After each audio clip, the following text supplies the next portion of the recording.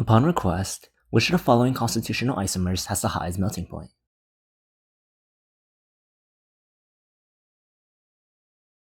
The general trend of melting point is very similar to the trends of boiling point. The more intermolecular forces present, the higher the melting point. Additionally, the larger the molecule, so a higher molecular weight, the higher the melting point becomes.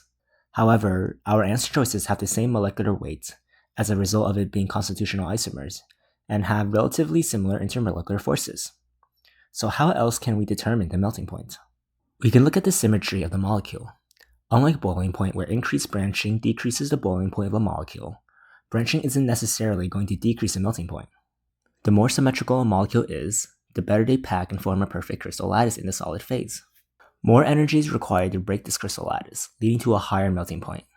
Note that the reason the symmetry and packing matters when you are melting is because you are turning a solid into a liquid, and crystal lattices only exist in a solid phase. At boiling point, you are turning a liquid into a gas, so packing is not applicable there.